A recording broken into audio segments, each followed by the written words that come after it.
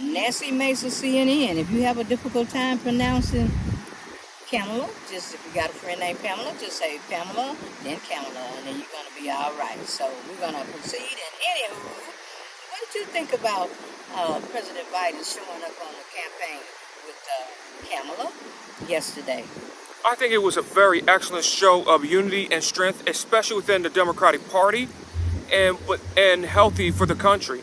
Contrast to the nastiness on the J.D. Vance and the predecessor side. Yeah, they both of the leaders emphasize the importance of diversity, and she's gonna crack the glass ceiling. Yep, and being the first South Asian and South African descent to be elected, for vice president, and now that will go over into the presidency. So, and they talked about the inequalities, and that now it's going to be more of an inclusive policy. What were some of the policies? With the policies they talked about, and they emphasized the most, which was the Medicare's the ability of Medicare to negotiate with the pharmaceutical companies to lower prescription drugs for seniors. And that took how long? It took 30 years. 30 years to do it, and that was because of the filibuster. And what do we need to do with that filibuster? We need to abolish the filibuster. I'll talk more about that at the end. So in this united front of unity and healing, Harris and Biden focus on the things of unity and aiming to heal the division within the country.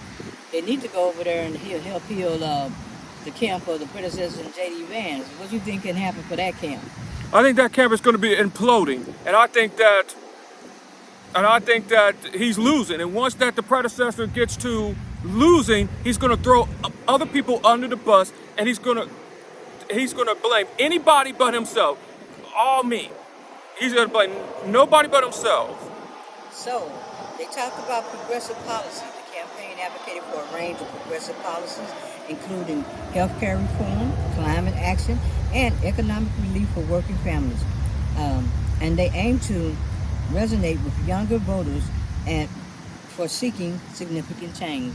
What do you think about that? I think it's a very excellent, because we have to have new ideas about moving our economy forward. But instead of the middle out, which I would propose a bottom-up approach, like having the poor to the middle class and the middle class to the wealthy. That's what we need to have, a three-step social ladder system, okay, where the poor can go to the middle class and the middle class can go to the rich, so they can have opportunity and equal access. But then they said from the middle class, if the middle class is doing, then the poor would come up. Yeah. Take that level step up. Yeah, take that level step. Middle class out. Instead of middle class out, it's poor to the middle class to the rich. Those three. Well, and having access to opportunity. I think it's kind of like if the middle class is doing well, then that's gonna boost the economy, and not only boost the economy, it keeps political extremism down as well. Okay, so none of these issues like healthcare reform, climate action, because the other party, they don't believe in climate change, do they? They don't believe in science. No, they don't believe in science. They don't believe in climate change, and they want to take away the ability of Medicare to negotiate with the pharmaceutical companies to prop for seniors, which means that it's going to be high to take care of your health, and most seniors will probably die doing that. It will be death over profits. It'll be profits over people, meaning death for seniors. Yeah, a lot of young people are jumping on board right now. They are jumping on board to Kamala Harris. They were more skeptical with Biden because of their generation, but Kamala Harris relates to this generation more than to Joe Biden. Okay. And who did the predecessor relate to? He relates to nobody but himself. All right. He relates to nobody but back in the 1950s, and to the Archie Bunker, Wally George, Morton Downey Jr., Kid Rock. Oh my God. So basically, they're over there trying to fix a back in the day, and I hate back in the day, program, and he's trying to take us all back there. Back to the 1800s and the 1950s. That was strong leadership during this crisis. and they position themselves as capable leaders in times of crisis, particularly in response to COVID-19. So what happened under COVID-19? Under COVID-19, we had the predecessor that did not tell the truth, and it destroyed with COVID-19. And what happened, it changed the culture, not just the business culture with unnecessary businesses closing, and we're still struggling to this day, but also, too, it changed the social culture forever, where we couldn't hug, we couldn't even grieve. We couldn't even grieve our loved ones. We couldn't even give people a hug, and humans need that touch in order for survival. We're social animals like the capybara. So, under his direction of COVID-19, he messed it up, and who did he blame that on? He blamed it on everybody else but himself. Blame it on Dr. Fauci. And where's Dr. Fauci at? He retired now. I guess he said, I'm not getting up there on stage with this man with anything that he's about to concoct with the Clorox. We're not doing that again. No, and yeah, we're not doing Clorox. And what Clorox did had to defend themselves and say, no, Clorox is dangerous. That's not a cure for COVID-19. So everything in his Project 2025 is not based on science or... It's not based on sound fact. It's not, as a matter of fact, they want to get rid of the scientists and the experts and give it to the more political hacks. Like if Project 2025, they will have a system called Schedule F. And Schedule F, they could fire at least 80 to 90% of the employees, known where they could just have for the civil service. Okay.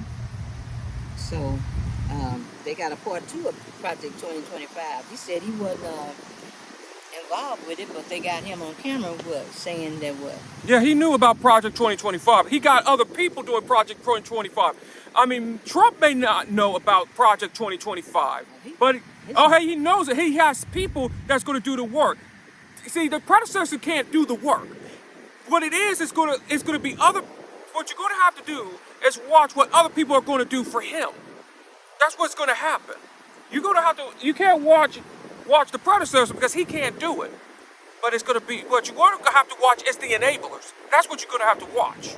So in that campaign, it brought out a strong empowerment of women and choices that empowered their rights, and showcasing the campaign's commitment to addressing issues about reproductive rights and equal pay, and to support working mothers. Also, the unions came out too. Yeah. So, what did you think about? You don't take off no women, okay? And especially on reproductive rights. You don't take away with, because once you do that, it piss off women. You just lost for sure. I don't want to be there when they always say hell has no scorn but a woman's scorn. Yeah, has no fury. Hell has no fury than a woman's scorn. Well, and you scorn a bunch of women. You piss off cat ladies? Damn. That was J.D. Vance. J.D. Vance. And man, and you try to send them back to the days of the co-handed abortion? Holy no. You screwed up. You effed up big time. Yep, he messed that up. The whole campaign is in a disarray because right now they still think they're running against who? They're still running against Joe Biden. And they're trying to tell him... They're trying to get Joe Biden back in the race so they can win easily. That's what it is. Yeah. They don't... I think the bottom line is, Trump's trying to stay... the predecessor's trying to stay focused. Because right now... The only focus he's thinking about is winning so he can stay free. Because if the predecessor wins, all the cases go away. Because he already got 34 cases of convicted felon, and he's sentenced on September 18th. And that's just the state case. And he got 51 cases in D.C., and that's just in the classified documents case. And he got 80 cases in the January 6th case. Lord, how did he get a chance to vote? That's what's causing me. Special treatment. Because here's the thing, in certain states, if you have a felony, you cannot vote unless you have to go back like to the governorship just to get the right to vote after your time is up. To the governor. So this issue too is not just fighting the predecessor, but also the Supreme Court, because they did what? What they did was they got rid of experts by setting aside the experts and putting it back to the courts. And the courts are already overburdened, and they don't have the expertise on the environment.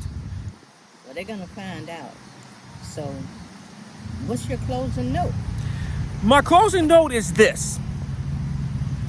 When the predecessor is going to jail, he's going to lose and he's going to go to jail. He's running for president so he can stay free for his freedom. He is going to lose and he's going to go to jail. Kamala Harris is going, and Tim Walz is going to be president and vice president. And here's what is it going to do. When Kamala Harris picked Tim Walz, this was an opportunity to rebuild the relationship between urban America, rural America, and suburban America since 1968, since Bobby Kennedy. When Bobby Kennedy was alive, there was a united front with urban America and rural America. When Bobby Kennedy died, that relationship between urban and rural and suburban America died with Bobby Kennedy back in 1968 assassination. Well, getting them in. Getting Tim Walz in, that comes from Minnesota, that comes from Nebraska, and comes from rural, is the best opportunity to rebuild that relationship between urban, rural, and suburban America. That's the first thing. The second thing that we have to deal with, too, with Kamala Harris's presidency and progressives winning. Progressives, we have to learn from our conservatives, from the regressives, and they're not conservatives, they're radicals. What we have to learn is that you have to build your own institutions, your own progressive media, your own progressive Fox News, your own Heritage Foundation, your own Federalist Society. We don't want to build a Federalist. But the progressive counterbalance. What I mean by that is a counterbalance to it, because the mainstream media is no longer able, you can no longer rely on the mainstream media to be the audible of the truth, because they have messed up so much. They let the predecessor get away with so much and they did not even challenge them. You can no longer rely on the truth, and you can never take a day off. This is not just about this election. This is about the next 50 to 100 years. If you want more of how to do planning for the next 50 to 100 years, read one of the books that I'm currently reading right now, Unlimited Riches, and it teaches you how to set goals from 5 years currently to 50 to 100-year goals that will last a legacy. That's what we're going to have to do. And progressives, here's what you need to also do so we can never allow the predecessor to rise again, or J.D. Vance to never rise again. First, we need to get rid of the filibuster in the United States Senate. That's the first thing we got to do. The filibuster has got to go. It shouldn't take 60 votes just to get to a bill. Okay, 60 votes to do anything. That was a good faith. There are no good faith actors in the United States on the Republican side. Lindsey, there's nothing but bad faith senators. The bad faith senators of Lindsey Graham, Ted Cruz, Josh Hawley, J.D. Vance, Tom Cotton, in Arkansas. And here's another thing. If we do not reform in the systems immediately, we're going to have another predecessor like a Tom Cotton that's going to rise. And Tom Cotton is like the predecessor is the competent predecessor with a military that actually loves the military, because he was in the military. He was an Afghan war veteran. Tom Cotton, he is similar to another Tom Cotton in South America, Jair Bolsonaro of Brazil, and General Passaroth of Chile. Okay? And that's another thing we have to watch out for. So if we progressives have to be on our watch, today we celebrate with Kamala Harris winning, but tomorrow we have to get to work so we never allow for the predecessor and those racist people to arise again. Because if we don't, we're going to be back at this again, and it will be a lot worse. And we may not be so fortunate. And we're out.